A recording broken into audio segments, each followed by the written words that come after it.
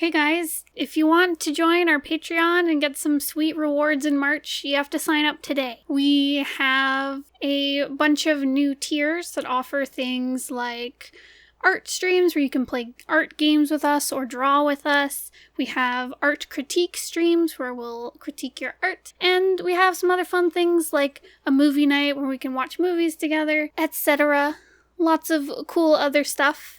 But yeah, today is the last day of February, so if you want this stuff in March, you gotta go sign up right now. And there's a link in the description down below to our Patreon, and thank you if you decide to support us. That's really cool of you. On to the video. So today I am working on some character designs. Now, this is a weird circumstance because these are RP characters. This began as a role play, characters from a role play with Between Me and Bones, and now we are taking these characters and putting them into a short comic that will be part of an anthology. So I have drawn these characters before. You can check out some of our Inktober videos if you want to hear about some of the characters here, including King Wolf, or King Lilac, or Queen Umbra. Those are literally the three characters here. But if you want to go hear about them, you can hear about them on some of our OC story times and our Inktober videos. So I have drawn them before for those videos. However, those are very early draft, first attempt at drawing them, and personally, don't get me wrong, I like the art that I made for those. I think they're good and fine and a very good first attempt. But when I am creating characters for a comic, I find it is very different than just drawing my OCs. Making just an OC for a roleplay, it can be whatever I want it to be. It doesn't really have to follow any good design rules because it's just for fun. Whereas with a comic, it's there's lots of functions for a character's design in a comic, such as, their design has to fit their personality and say something about them. They also need visual cues to show off their function in the story. Are they a villain? Are they a hero? And I need to be able to draw them quickly in a comic, and they all need to look very different from each other in a comic so that the reader isn't confused about who they're looking at. So, to start off, I did some silhouette work. I'm sure if you've ever looked into character design, you've probably already seen this. When people talk about the silhouette test, what they usually mean is can you take your character's design and if you black out all the details so it's just a filled in shape of them, can you tell them apart if they're all standing side by side? And it's a really good exercise because it's fast and easy to do. And it's a good just shorthand of do my characters all look exactly the same, or do they all look really diverse and different? The reason it's important to have characters that are different from each other, it really helps people, they can understand who they're looking at a glance. I mean, you can definitely fall into trouble when your characters look exactly the same, they wear the same clothing, they have the same face, because then people will be like, wait, who's talking? Who's that? I thought that was that guy. But if you have characters that have very distinct silhouettes, people will be able to just glance at them and be like, okay, that's them. That's that guy. Okay. There's many layers to why it's important. I also use the silhouette test not only as a way to test if my characters look the same. I also find it's a nice tool when I'm first designing characters where I can, from the very get-go, make them look different. Instead of getting lost in the details of what their costume looks like or their body type, maybe not their body type, but getting lost in what their facial features look like or how they stand and stuff. It's this character is made out of blocky shapes and this one's made out of triangles. It's a very easy way to just kind of quickly explore some different character shapes and sizes.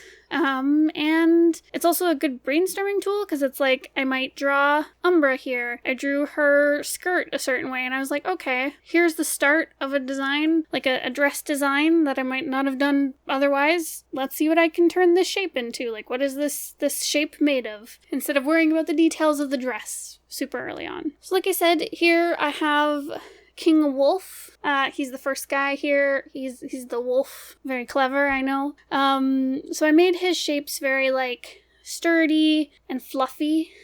He's also a very trickstery type character. All these characters are fairies, by the way. They're fairy kings and queens of different fairy kingdoms. So he's very tricksy, and I wanted his face to be kind of show that he's clever and wily and stuff.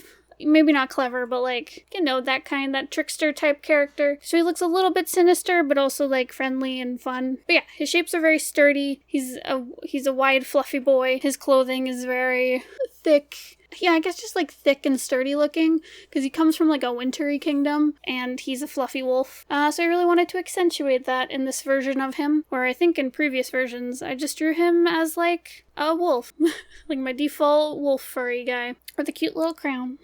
And then there's Lilac. He's the second one. He's the one in the middle there. He is a unicorn as well as a fairy king. I wanted his silhouette to be very like dainty and beautiful. He's very vain and he's very delicate. He really appreciates beauty, like a very like feminine form of beauty, I guess, where he's all about flowers and gemstones and pretty purple things. That's all him. So I made his silhouette like very lithe and wavy and like very thin and little frilly bits all over the place, because I think that really suited him. And then there's Umbra, Queen Umbra. She is a villainess.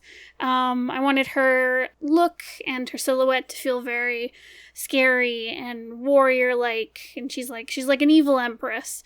I wanted her to feel very like cold and scary and intimidating. So she's got very like sharp lines and pointy bits. Yeah, very jagged kind of.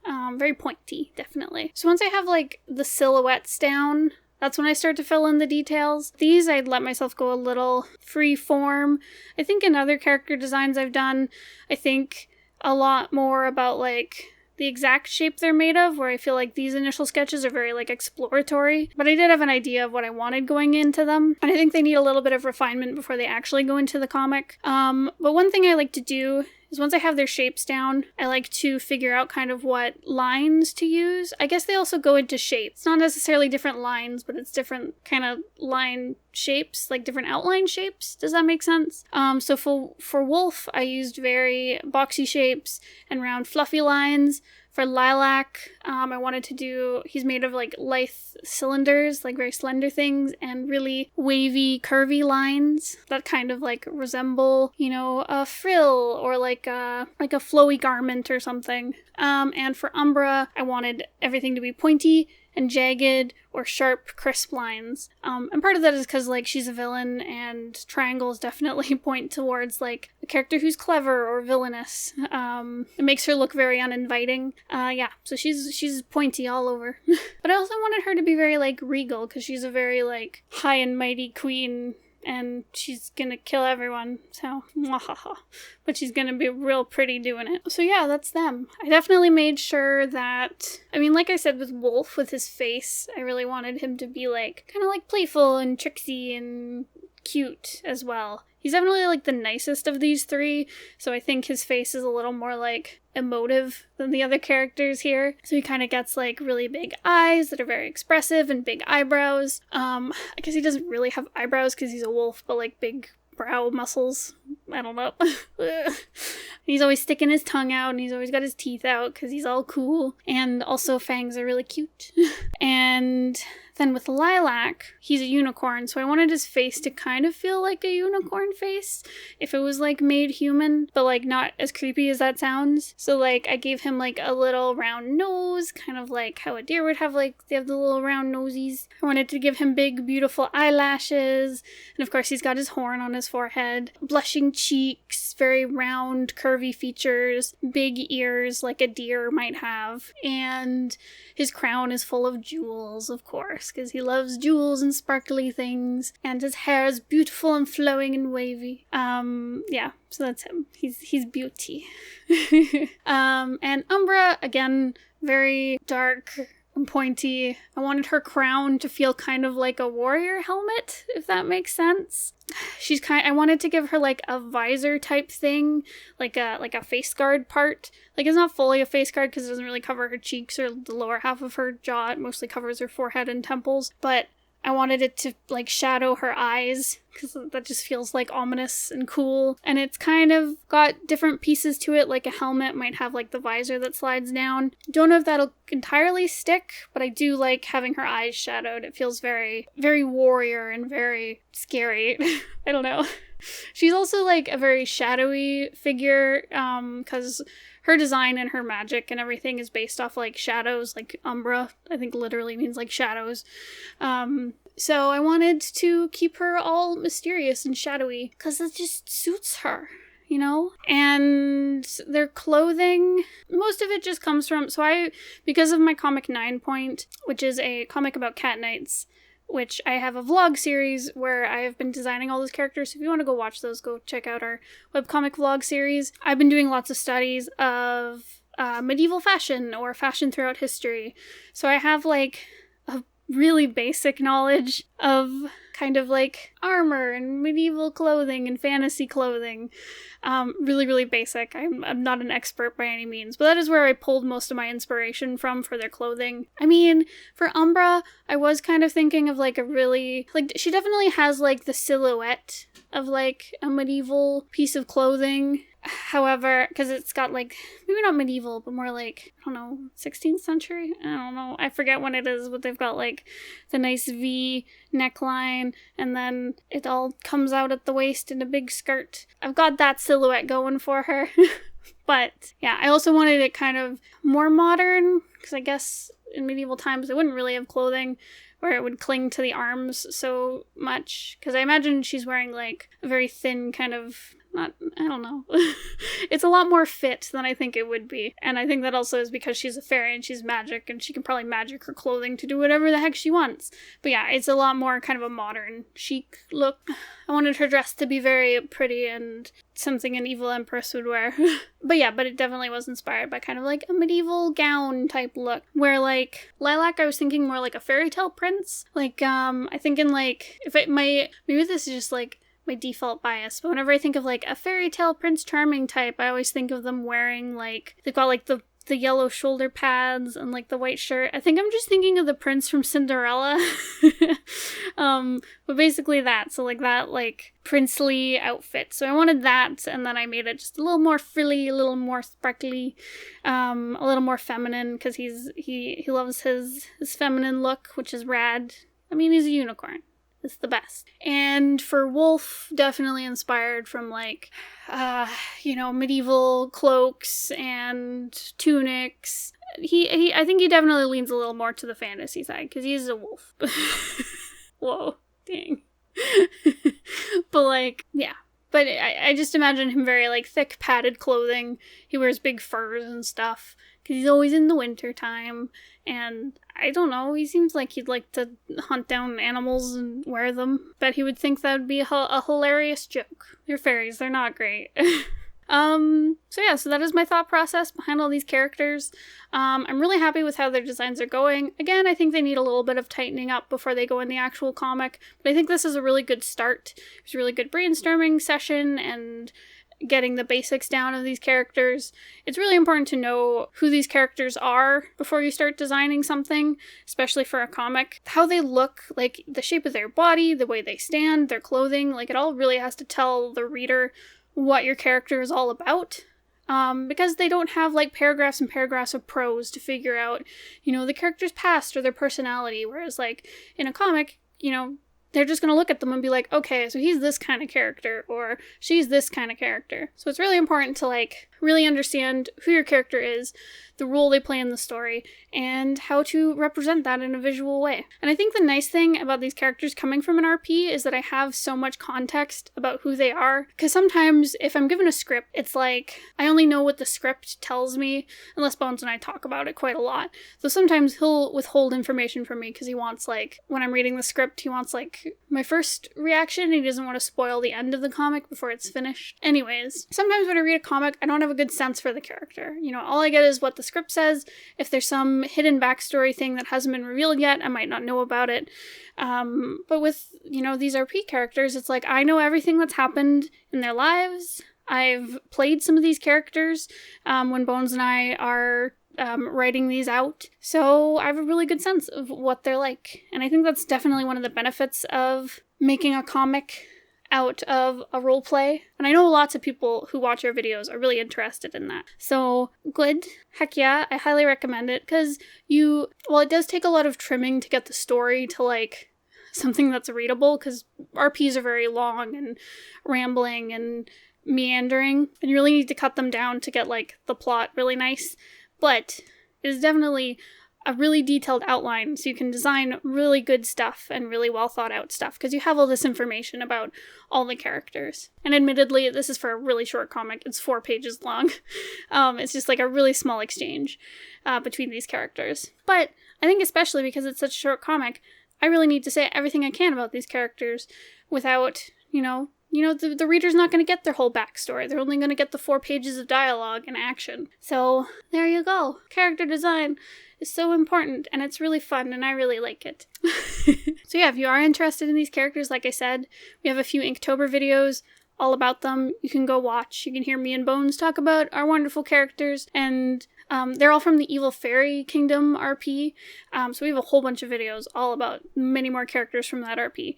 So go watch those. A little primer for who these characters are. Wolf is a king. He stole a kingdom from his human boyfriend and turned it into a fairy kingdom. And he's the worst, but he's also sweet, and he doesn't know any better. And eventually him and his boyfriend get married. His boyfriend turns into a fairy, and they're cute. They smooch. I don't know. So that's Wolf.